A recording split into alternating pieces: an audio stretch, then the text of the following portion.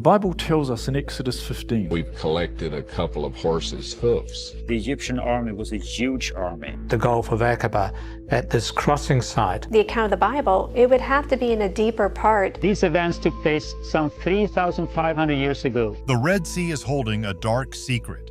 For decades, rumors of Egyptian chariot wheels at the bottom of the Gulf of Aqaba were dismissed as nonsense. Now, a high-tech salvage operation just proved the rumors were true. They've returned from the depths with sonar maps of an entire army, frozen in time. Thousands of soldiers, horses, and chariots all scattered across a mysterious underwater bridge. This discovery is world-changing, but the team also uncovered a modern conspiracy to keep this secret buried, and what they've reported is, to put it mildly, bad. The $10 million secret. The discovery is, to put it mildly, staggering. In late 2024, a small, hand-picked team of elite divers and marine technology experts gathered in Aqaba, Jordan. This wasn't a publicly funded university expedition. You see, this was a black ops mission, archaeologically speaking. The team was a mix of tough marine engineers, ex-military divers, and seasoned underwater archaeologists. Their target, a forgotten stretch of the Red Sea near Nuweiba Beach on the Egyptian side of the Gulf of Aqaba. Many people are crazy about finding sunken ships or lost pirate treasure, but this team was different. They were chasing a ghost. Specifically, the ghost of a claim made nearly 50 years ago by a controversial explorer who insisted he had found the wheels of Pharaoh's chariots beneath the waves. The purpose was to see if we could connect the events in the area of the central part of Egypt. Their arsenal of equipment was cutting edge, costing well over $10 million. They had state-of-the-art side-scan sonar systems that could map the seabed in 3 dimensions. They brought deep-sea remotely operated vehicles, or ROVs, equipped with high-resolution cameras. And most importantly, they had submersible scanners capable of detecting even the slightest magnetic anomaly in the sediment. But despite all the tech, the mission almost didn't happen. The thing nobody tells you is that this kind of exploration is fraught with political red tape. Funding requests sent through traditional archaeological channels were rejected outright. Government agencies and universities dismissed the idea as pseudoscientific nonsense. One Israeli antiquities official reportedly scoffed, saying there was nothing there but coral and conspiracy. To make matters worse, several governments quietly warned the divers not to explore the site, citing fragile marine preservation laws. It became clear that someone didn't want those waters disturbed, but not all things are what they seem. The resistance only hardened the team's resolve. A group of discreet private backers finally stepped in. These were wealthy enthusiasts of biblical archaeology, people who had followed the controversial claims for years. Some were simply curious billionaires with a taste for adventure. Others were deeply motivated by faith. Together, they funded the entire operation quietly, with complete discretion. The rib cage, or some other rib cages around. Months of meticulous planning followed. Permits for geological surveying were quietly secured, a clever cover for their true objective. They focused on Nuweiba Beach for one critical reason. What many overlooked is that this area is geographically unique. It opens onto a massive, flat, underwater land bridge, the only one of its kind in the entire Gulf. It stretches about 10 miles across to modern-day Saudi Arabia. The path is there, but the wow factor is what's on either side. The depths plunge to 5,000 feet. It's a sheer submarine canyon. This land bridge is the only conceivable place a large group of people could have crossed. The mission began. The sonar first picked up the strange shapes. They were too symmetrical, too uniform to be natural rock formations. Divers reported finding strange metallic signatures hidden beneath coral-covered mounds. At first, many dismissed these as noise or debris from modern shipwrecks. But the deeper the divers went, the more undeniable the evidence became. Beneath the waves, eerie shapes began to emerge from the gloom. Symmetrical structures with sharp, distinct edges, almost like the wheels of an ancient chariot frozen in time. The closer they looked, the clearer the outlines became. At least 3 distinct wheel-like formations stood out, encrusted with a thick layer of coral, but still holding their form after centuries. The most shocking fact is that these weren't just random chunks. They were found in a straight line, as if marking a path of panicked retreat. Their high-resolution cameras captured every chilling detail. One wheel in particular glimmered faintly with a gold-like sheen beneath the coral, its 4 spokes clearly visible. It was weathered, yes, but strangely preserved. As they pressed on, more fragments appeared, pieces of metal, axles, and even what looked like the remnants of a chariot cab. Then, just as the mission began, a drone operator spotted the first unsettling clue, a half-buried horse skull tangled in seagrass. When it was later brought up for testing, the results were a bombshell. It matched an ancient Egyptian breed once used to pull royal chariots. That alone was staggering, but the real shock was still to come. Moments later, a diver's strained voice crackled through the radio. "This is not good." The crew assumed equipment trouble until the live feed from his helmet cam appeared on their monitors. What they saw froze them in place. Human remains. Not a few scattered bones, but hundreds. Skulls, ribs, and spines lay entangled with coral-covered spears and the splintered remains of wooden frames. That was a good dive. These weren't the casualties of a simple shipwreck. They were clusters of people seemingly caught mid-flight, as if a cataclysm had swept over them all at once. The dive no longer felt like an expedition. It felt like descending into an underwater resting place, a 3,000-year-old scene of catastrophe. This underwater graveyard was horrifying, but it confirmed the suspicions of one man. A man laughed at for 40 years. 40 years of mockery. For many, the belief in Pharaoh's sunken chariot army traces back to one man. He was the explorer who first dared to claim, "I found the wheels." His name was Ron Wyatt, a self-taught adventurer who captured imaginations and stirred fierce controversy. Wyatt is the figure most often invoked whenever the Red Sea crossing debate resurfaces. To his followers, he was a trailblazer. To his critics, a fraud. Either way, his story simply refuses to die. What many overlooked is that Wyatt wasn't a professor. He held no archaeological license and had no formal training in history. For most of his life, Wyatt worked quietly as a nurse anesthetist in Tennessee. But inside him burned a conviction that the Bible wasn't just a book of faith, but a literal historical record waiting to be proven. In the 1970s, Wyatt began pouring his energy into what he saw as a divine calling, uncovering the physical evidence behind the Bible's greatest miracles. He funded his own expeditions, scraping together money from friends, church groups, and small private donors. To put it mildly, his methods were unconventional. His early journeys were bold, even audacious. In Turkey, he claimed to have located the resting place of Noah's Ark at the Durupanar site, a boat-shaped formation that he insisted was the fossilized remains of the great ship. In Saudi Arabia, he pointed to what he believed was the true Mount Sinai, Jabal al-Lawz. He insisted its peak still bore the black and scorch marks of God's fire. Each claim pushed him further into the spotlight and deeper into controversy. But nothing would draw more global attention than his dive into the Red Sea in 1978. That year, Wyatt traveled to the very same spot, Nuweiba Beach. With only basic scuba gear and almost no formal backing, he slipped beneath the waters of the Gulf of Aqaba, driven by little more than scripture and faith. And according to Wyatt, what he discovered down there would change everything. He claimed he had seen something extraordinary. Coral-encrusted shapes that looked just like the wheels of ancient Egyptian chariots.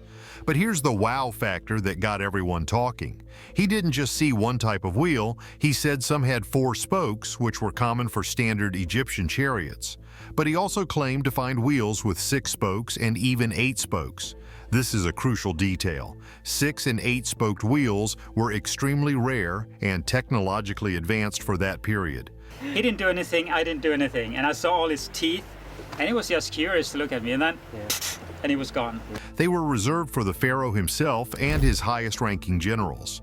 This detail implied that not just an army, but the Pharaoh's royal guard had perished right there. He also described spotting human femurs and skulls, some appearing to have been crushed by a tremendous force. But when it came to hard evidence, Wyatt's case collapsed. He never produced certified photographs that could be properly analyzed. No peer-reviewed papers ever supported his claims, and despite decades of speculation, no physical artifacts were ever officially retrieved from the seafloor. Official institutions denied him access to excavation permits, and most academic journals refused to publish his findings. They argued his methods were crude, his tools too basic, and his interpretations built more on faith than science. Still, his story took on a life of its own, spreading through grainy photos and low-budget documentaries. To believers, Wyatt was a modern prophet chosen to confirm an astonishing miracle. Wyatt's claims were dismissed as fantasy. But the new team just found exactly what he described, and they also found his golden wheel, legend of the golden chariot. So if Wyatt's claims were true, and if the new team is finding this stuff now, why weren't these priceless artifacts brought to the surface 40 years ago? This is where the story gets really strange. According to Ron Wyatt himself, the waters of the Gulf of Aqaba guard their secrets well. He offered 4 key explanations. First, the coral. He insisted the wheels and bones were completely encrusted in hardened coral. The thing is, the coral wasn't just on the artifacts. In many cases, it was the artifact. Over thousands of years, the coral had grown into the porous wood and metal, replacing the organic structures cell by cell. It created a perfect, fragile cast. Touching them, he feared, would cause them to crumble into dust. They were ghosts of coral. Second, the risk of removal. Wyatt believed the seafloor itself had become both a coffin and a shield. The artifacts were stable in their deep, cold, low-oxygen environment. Once disturbed and exposed to the air and light of the surface, they would rapidly decay. The sudden change in pressure and temperature would allegedly make them disintegrate, leaving nothing behind but fragments and unanswered questions. Third, there was the law. This is a big one. The Gulf of Aqaba is a geopolitical nightmare. It's bordered by Egypt, Israel, Jordan, and Saudi Arabia. Removing any ancient artifact without government approval is a serious crime. Wyatt claimed this legal wall made it nearly impossible to recover or even publicly display his alleged finds. To put it mildly, starting an underwater excavation there could trigger an international incident. There's an underwater land bridge across the 15-kilometer stretch of water. And then came his fourth, most provocative claim, the golden chariot wheel. This is the holy grail of the entire story. Wyatt claimed that unlike the other wheels, one of them wasn't covered in coral. It was smooth, gleaming, and appeared to be plated in solid gold. This actually makes scientific sense. Wow factor. Gold is a noble metal. It doesn't corrode, and the smooth surface makes it very difficult for coral polyps to attach. So if a gold-plated wheel was down there, it would look different from all the others. According to his account, he actually managed to recover this one piece. He brought it to the surface and handed it over to the Egyptian authorities, specifically the Director of Antiquities. But this is where the story unravels. There are no verified photographs. There is no museum listing. There is no official report. Nothing. The golden wheel of the Pharaoh just vanished. This brings us back to the recent expedition. The new team, with their $10 million budget, went looking for this specific legendary artifact. They too spotted a glimmer of gold, a circular object that didn't match the coral-encrusted surroundings. They marked its coordinates. But when they returned to retrieve it, they found something that chilled them to the bone. The new team went looking for this golden wheel. What they found instead was the real reason this discovery is so bad. This is bad. The modern catastrophe. This is the part of the story that isn't about ancient history, but about a modern mystery. The new Salvage team, with their 3D mapping sonar, confirmed Wyatt's core claims. The debris field was real. It stretched for nearly a mile. The artifacts were consistent with late Bronze Age Egypt. The location was exactly where Wyatt said it would be. The man they laughed at for 40 years was, it seems, telling the truth. But this is when the diver's voice came over the comms with that ominous warning. This is bad. The bad news wasn't just that the artifacts were fragile, it was that they were actively being destroyed. The team reported that since Wyatt's time, large sections of the debris field appear to have been deliberately cleared or covered over. This wasn't natural erosion. The sonar imaging, which was far more advanced than anything Wyatt had, revealed clear drag marks in the sand and silt. Marks consistent with modern anchors, or more disturbingly, weighted salvage nets. Someone had been there. The team's warning, "This is bad," wasn't just about the fragility, it was a realization that they were too late. The evidence for one of history's greatest events is vanishing before it can be properly studied. This opens up two terrifying possibilities. Theory 1, the looters. What many overlooked is that while the site is deep, it's not unreachable. Well, I know wood, especially metal type objects, can survive for centuries, right, under the water. Black market antiquities are a multi-billion-dollar industry. A chariot wheel from the army of the Pharaoh? That is priceless. It's entirely possible that sophisticated high-tech looters using their own submersibles have been picking the site clean for years, stealing history for private collections. Theory 2, the cover-up. This is the more chilling theory. What if governments know what's down there and are deliberately erasing it? Think about it. The literal physical proof of the Exodus story would be, to put it mildly, destabilizing. It challenges established history and validates a religious text in a way that would have massive geopolitical consequences. Did the Egyptian government or others decide this proof was too dangerous to exist? Was the fragile marine environment excuse just a cover story while they cleaned the site themselves? And what about the Golden Wheel? The new team went to the coordinates they had marked. It was gone. Not buried, not moved by a current. Gone. The seabed was scoured. Someone had retrieved it and it wasn't them. The find is bad because the evidence is being erased. The site is a crime scene and the crime is happening right now. The site is being erased. But the final, most disturbing question is, what if the skeptics are right after all? History on trial. So what's really going on here? We have to look at what the mainstream experts say. To put it mildly, they think this is all a fantasy. Prominent voices in academia have been pushing back against these claims for decades, and they are still doing it. They argue that even if the objects are real, they are almost certainly from other, more recent shipwrecks. The thing nobody tells you is that the Gulf of Aqaba is and always has been a superhighway for ships. For centuries, it was a key part of the ancient spice trade. Roman galleys used it, pilgrim vessels crossed it. In more modern times, countless ships, from cargo freighters to military vessels, have gone down in these waters. Of course there is debris, of course there are shipwrecks.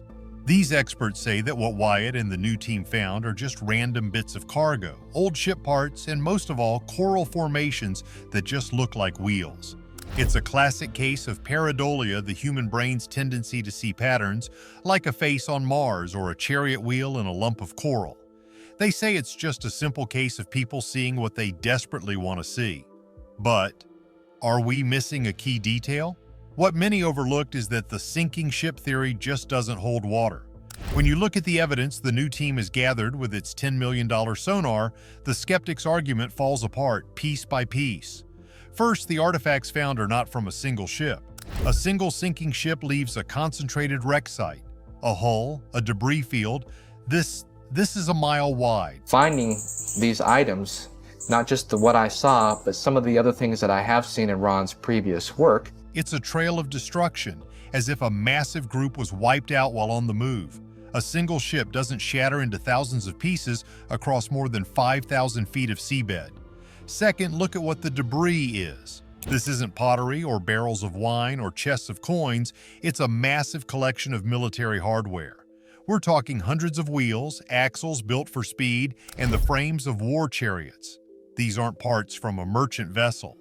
Third, and this is the big one, the bones. The sonar and ROVs didn't just find bits of wood and metal. They found bones, hundreds of them, and not just human bones, but equine bones. Horse bones, lots of them, all mixed in with the human remains and the chariot parts. Merchant ships don't carry cavalry divisions. This wasn't cargo. This was an army. And finally, the most shocking fact of all. The metallurgy and design, the fingerprint of the artifacts, all point to a single time period, the Egyptian Late Bronze Age. This isn't a collection of Roman and Greek and World War II wrecks. It is all from one era. The new team found 4-spoke wheels, which were standard, but they also found 6-spoke and even 8-spoke wheels. This is a wow factor because 6- and 8-spoked wheels were the high-tech Formula One level engineering of the day. They were reserved only for the Pharaoh and his most elite generals. This wasn't one ship sinking. This wasn't a collection of different wrecks over 1,000 years. It looks exactly like an entire army, all from the same place and time, vanishing in a single catastrophic event, on the only land bridge in the entire Gulf. Some people watching this are probably wondering, could this all happen overnight? Could it all be a hoax? The thing is, this discovery isn't bad because it might be fake. It's bad because it might be real. And if it is, it forces a terrible question. It means the experts, the textbooks, and the professors have been wrong. It means a story everyone was told was a myth is actual physical history. It means the conspiracy theorist, Ron Wyatt, was right all along. And if they were wrong about this, what else have we been told that isn't true? Is it possible that history as we know it is built on a lie, and that powerful forces are trying to keep the truth buried beneath the Red Sea? The Red Sea floor is a crime scene, but is the story it tells true? Or is it the greatest hoax of all time? Let us know what you believe in the comments. Don't forget to like this video and subscribe for more secrets they don't want you to know.